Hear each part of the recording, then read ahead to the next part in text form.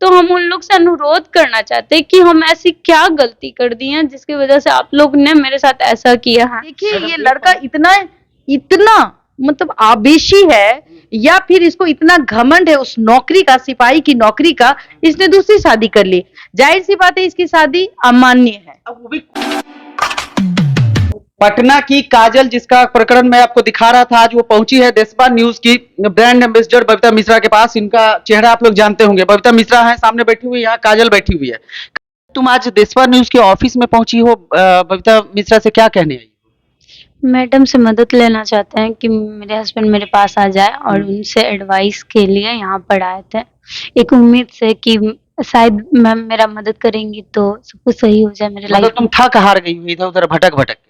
हाँ बहुत ज्यादा टॉर्चर भी बहुत ज्यादा होते हैं, मेंटली लगता है। तब मैडम को देखें कि ज्योति मैडम का इतना हेल्प किए, तो मैडम को हम रात में मैसेज किए और फोटो वगैरह वीडियोस दिखाएं, तो मैडम बुलाई तो हम मैडम के पास में आए।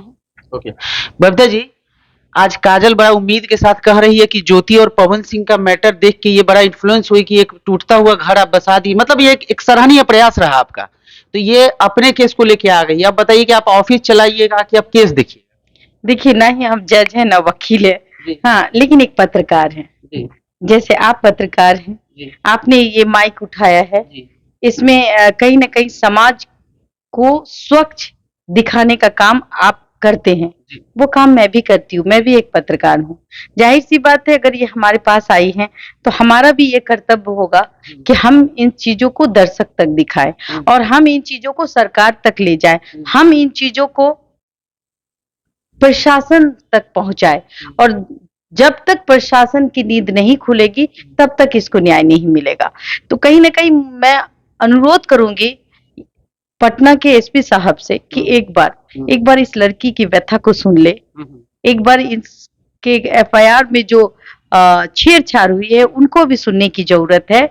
और एसपी साहब से मेरी मुलाकात मैं करने जा रही हूँ, क्योंकि इस लड़की के पति ने, क्योंकि ये सिपाही है, सिपाही का मतलब आप समझ सकते हैं, चाहे वो देश का सिपाही हो चाहे वो सरहद के अंदर रहने वाला सिपाही हो, उसकी जिम्मेवारी बहुत होती है। जब वो व्यक्ति एक पत्नी के रहते दूसरा शादी कर लेता, वो भी इनलीगल, कोर्ट कहती है कि भाई अगर आप पत्नी है, अगर आप खुश नहीं है अपने पत्नी से, दूसरे आप बगैर शादी के किसी के साथ रहते हैं तो डजंट मैटर, लेकिन एक पत्नी के शादी करने के बाद, वो भी थाने के सामने इसकी शादी हुई, थाने के समक्ष इसकी शादी हुई थी, राइट? बांका पुलिस लाइन, हाँ, तो बांका पुलिस लाइन में इसकी शादी हुई थी। और देखिए ये लड़का इतना इतना मतलब आवेशी है, या फिर इसको इतना घमंड है उस नौकरी का, सिपाही की नौकरी का, इसने दूसरी शादी कर ली। जाहिर सी बात है इसकी शादी अमान्य है। अब वो भी court marriage, madam court marriage दूसरा शादी किया, मतलब पहला शादी किया हिंदू रीति रिवाज के साथ काजल के साथ बांका पुलिस लाइन में, रीति रिवाज से शादी किया। हाँ, हिंदू रीति रिवाज से 7 फेरे लेके काजल वहां पे अपने ससुराल में जा रही है, वो जो कलश गिराती है उसके बाद अंदर एंटर करती है, मैंने सारा वीडियो देखा, सारे साक्ष्य हैं। उसके बाद वो लड़का की बहन आती है और उसको लेके कोर्ट जाती है और कोर्ट मैरिज शादी कर लेती है। क्या काजल? हाँ ऐसा ही हुआ था। मेरी बहन भी जाएगी जेल, बहन भी जाएगी जेल, मतलब जो इस अपराध में शामिल है सारे लोग जेल जाएंगे? बिल्कुल जाएगी। कारण ये है कि आप शादी को 4 महीने भी नहीं हुए हैं और उसी दौरान आप दूसरी शादी कर लेते हैं। मतलब क्या होता है? क्या आपको धन की आवश्यकता थी या फिर इस लड़की में कोई कमी थी? 4 महीने में ऐसी कौन सी कमी दिख गई जो एक बेटी के साथ अपमानजनक चीजों को आपने दिखाया? चाहे वो दहेज प्रताड़ना हो गया, आए दिन मैं बार बार यही कहती हूँ कि लड़कियां अगर आती हैं कैमरे में, उसकी बेबसी नजर आती है, अगर वो नहीं आएगी तो वो सुसाइड कर लेगी। तो मैं पटना के प्रशासन से यही अनुरोध करूंगी कि अभी भी मौका है कि हम इस बेटी को बचाएं, इस बेटी को न्याय दिलाएं किसी भी रूप में, चाहे वो जो धनंजय नाम है, धनंजय या तो वो जेल जाए या फिर अपनी पत्नी को स्वीकार करके अपने घर में ले जाए। बस यही चाहूंगी मैं। और धनंजय अगर मेरी बात को सुन रहे हैं किसी भी जगह, तो आप अगर समझदार हैं, आपने नौकरी पाई है, मैं आपको बार बार यही कह रही हूँ, बहुत मिन्नतों के बाद, बहुत कोशिशों के बाद आपको नौकरी मिलती है। वो भी बिहार सरकार में आपको नौकरी मिली है, आप एक सिपाही हैं, तो आप इस तरीके से अपनी पत्नी के साथ मिसबिहेव करना भी सही नहीं है। आपने अगर दूसरी शादी की है, जाहिर सी बात है इसमें दिख रहा है, तो आप आके अपनी पत्नी से माफी भी मांग सकते हैं। आप आइए और बैठिए, अपनी पत्नी से बात कीजिए। छुपते हुए आप अच्छे नहीं लगते, अगर छुपेंगे तो कहीं ना कहीं कोर्ट आपको घसीटेगी, और जब आप कोर्ट में जाएंगे तो आपकी नौकरी भी चली जाएगी। तो प्लीज आप अगर मेरी बात को सुन रहे हैं, धनंजय जी, सिपाही जो भी है इनके परिवार के, जो भी इनके परिवार के बड़े लोग हैं, समझदारी ये कहती है कि आप अपनी पत्नी को या अपने घर की बहू को एक इज्जत और सम्मान दे। यही एक समाज का रूप है और यही एक समाज का आईना है। एक पत्रकार हूं मैं, जब तक इसको न्याय नहीं मिलता है तब तक हमारी एक कोशिश रहेगी कि हम इसके लिए आवाज बने। आवाज बढ़े। आज बबीता जी इतना मतलब आपको न्याय के लिए बात कर रही हैं, सशक्ता से अपनी बात को रख रही हैं। आपकी जो सो कॉल्ड जो पत्नी बनी है धनंजय, आपके पति की, उसकी माँ और उसके पिता क्या क्या कहना था, ये भी आप आज खुलासा कर दीजिए। उसके पिता जो है वो बोलते थे हम संविधान का बात मानेंगे। जब बेल रिजेक्ट हो गया, जज के तहत ऑर्डर आया, तो उस चीज को हम लेकर अपने हस्बैंड के पास गए कि हम अपने हस्बैंड को समझाएंगे, चलिए आप मेरे साथ भी रहिए, उन पे मेरा भी अधिकार है। तो उसके पिता गायब हो गए, छुप जाते हैं, वो छुप जाते हैं उसके दूसरी लड़की के पिता, और वो लगातार इस टाइप से टॉर्चर करते हैं ना, अरे इसका शादी जो है ना पकड़ा हुआ विवाह है, ऐसा कुछ मेरे शादी में है नहीं, कहीं कि एक मतलब फैला दिया गया कि जबरदस्ती शादी किया। मेरे हस्बैंड बोलते हैं, जबकि सारे एविडेंस आप लोग देख रहे हैं कि मेरा शादी किस टाइप से हुआ। उस शादी के बाद हम ससुराल में रहे, अपनी सास, ननद, भैंसुर सब परिवार के साथ एक अच्छे तरह से जिंदगी व्यतीत हो रहा था। उसके बाद मेरी ननद आती है केरल से, रूबी नाम है उनका, वो आकर बहुत ज्यादा टॉर्चर करती है, और एक भैंसुर है, सूरज नाम है। ये दोनों ही चाहते हैं कि हम और अपने पति के साथ में नहीं रहे, कैसे भी करके मेरा रिश्ता जो है ना टूट जाए। तो हम उन लोग से अनुरोध करना चाहते हैं कि हम ऐसी क्या गलती कर दी है जिसकी वजह से आप लोग ने मेरे साथ ऐसा किया है। मैडम एक पहलू ये भी है, सुनिए आप। नहीं, हमने सुन लिया, बच्चा थोड़ी ना है वो, हाँ हाँ, दूध पीता बच्चा है। पति।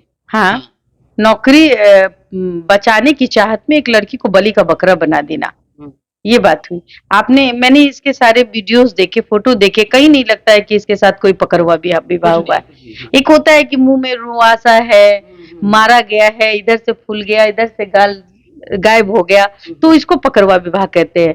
तो जाहिर सी बात है इसमें दिख रहा है कि भाई ये खुशी खुशी शादी कर रहे हैं। हाँ, बिल्कुल। जब ये खुशी खुशी शादी करे तो पकड़वा विवाह कहाँ से हो गया? कहीं ना कहीं कोर्ट मैरिज भी है। हाँ, कोर्ट के द्वारा भी मतलब हमारी शादी को मान्यता मिल चुकी है। दूसरी शादी वो रजिस्ट्रार के अनुसार किए हैं, और 27 अप्रैल को। और मेन बात है ना, मेरे भैंसुर जब हम पहला बार शादी करके अपने ससुराल में गए थे, वो मुझे टॉर्चर किए थे, उनके द्वारा मुझे घर से निकाला गया था। और उन्हीं का मतलब, जब एक परिवार के अनुसार शादी होता है ना, दोनों परिवार मिलकर रजामंदी से बाराती वगैरह लेकर शादी होता है, तो इस चीज के लिए बात किया गया था। लेकिन मेरे भैंसुर जो है ना, वो मतलब इग्नोर करते गए, उन्हीं के कारण इतना कुछ हुआ। और अभी भी वो मेंटली टॉर्चर लगातार दूसरे लोगों से, जिससे हम बात करते हैं उन लोगों से हम बात ना करें, वो लोग मुझसे बात ना करें, हम अकेले घर में रहे या घर छोड़कर चले। ससुराल में ही रह रही है? हाँ, अकेले रह रही हैं? हाँ, हम जैसे पिछली बार हम गए थे आपके ससुराल में, तो हाँ, हम अकेले रह रहे। मैडम ये लड़ाई आप इनको न्याय कहाँ तक मिल पाएगा? क्योंकि इतना दिन हो गया, मैं थाना पे गया तो थाना प्रभारी बोलते हैं, हवाई अड्डा थाना, कि देखिए सर चार्जशीटेड हैं और चार्जशीट अब गया है, मामला कानून का है, अब कानून उनको क्या कब गिरफ्तार करती है, कब वारंट निकालती है, क्या करती है, ये अब उन्हीं का मामला है, हम लोग कुछ नहीं करते। देखिए, मैं तो बस पुलिस प्रशासन से यही कहूंगी कि थोड़ी सी नैतिकता होनी चाहिए, और बेटियों के साथ अगर कोई अपराध होता है, जिस तरीके से अगर पुलिस वाले ही अपराध करने लगे, ये सिपाही है, और कहीं ना कहीं अगर एसपी साहब ने बहुत अच्छा काम किया, मैं उनको अप्रिशिएट करूंगी, और उनके लिए दिल में बहुत सारा सम्मान है। उन्होंने सस्पेंड कर दिया तत्काल, तो ये बहुत बड़ी बात है। दूसरी बात ये है कि अब हमें उस लड़के को या तो सामने आना होगा, बाबू आप आइए सामने, हम लोगों के बीच आइए, या आपको लगता है कि बबीता मिश्रा से बात करनी चाहिए तो आप आइए, आप मेरे नंबर को आप देशवा न्यूज के माध्यम से आप मेरा नंबर बहुत आसानी से अवेलेबल हो जाएगी आपको, आप वहां से हमें कॉल कर लीजिए। आपकी समस्या को मैं कहीं ना कहीं बैठ के भी लोग सुलझा सकते हैं, तो आप आइए बैठ के बातें कर लेते हैं और काजल को अपनी पत्नी स्वीकार कीजिए और वो अच्छे से अपनी पत्नी को चार दीवारी के अंदर रखिए। ठीक है, देखिए ये देशवर न्यूज के चेंबर में मैं था, सामने बबीता मिश्रा बैठी हुई है, पीड़िता काजल बैठी हुई है, इसलिए मैं आपको बार बार खबर के हर एक उस एंगल को, पहलू को दिखा रहा हूं ताकि आपको ये पता चले कि आज मीडिया का जो रोल है वो इस तरीके से है कि सिर्फ खबर उठा और खबर दिखाया और खत्म। सामाजिक दायित्व हमारा क्या बनता है एज ए व्यक्ति, as a Bihari, as a भारतीय, हमारा ये भी दायित्व बनता है कि खबर के साथ साथ खबर की जो तीक्ष्णता है, जो प्रभाव है, वो कहां तक जा रहा है, क्या पीड़िता को सही में न्याय मिल रहा है कि नहीं। बात है कोर्ट न्याय देगा इनका, बात है पुलिस कोर्ट तक बात को ले जाएगी, लेकिन इस बीच में ये कितना परेशान हो रही है, किस हद तक इनकी जिंदगी तबाह हो रही है, इसका दिखाने का जिम्मेदारी हमारा बनता है। इसलिए मैं आपको ये चीज दिखा रहा हूं कि ये कहां कहां जा रही है, किन किन लोगों के पास, किस किस दरवाजे पे अपने सर को रगड़ रही है, ठोकरें इसको कहां कहां लग रही है, अकेले अपने ससुराल में रह रही है। उसके बावजूद भी आज प्रशासन के पास इतना ज्यादा केस है, इस तरह के बहानेबाजी होती है, केस वाकई में होता है, लेकिन इस तरह के संजीदा मामलों में अगर पुलिस नहीं देती है तो इसी तरह की बालिका अक्सर आपको देखते होंगे कि पेपर में और खबरों में आता है कि लटकी पाई गई, सो गई जहर खा के, वगैरह वगैरह। मैं बोलना नहीं चाहता हूं, ये बोलने में भी खराब लगता है, लेकिन पुलिस प्रशासन से, जैसा मैडम ने गुहार लगाया कि पुलिस जो अभी तक अच्छा काम की कि उनको सस्पेंड कर दी, आगे भी पुलिस इस चीज को बैठ के सुलह कर ले, इनके पति इनके साथ हो जाए और जो गलत है गलत को गलत और सही को सही न्याय मिले। फिलहाल आपके जो विचार होंगे हमारे साथ साझा कीजिएगा।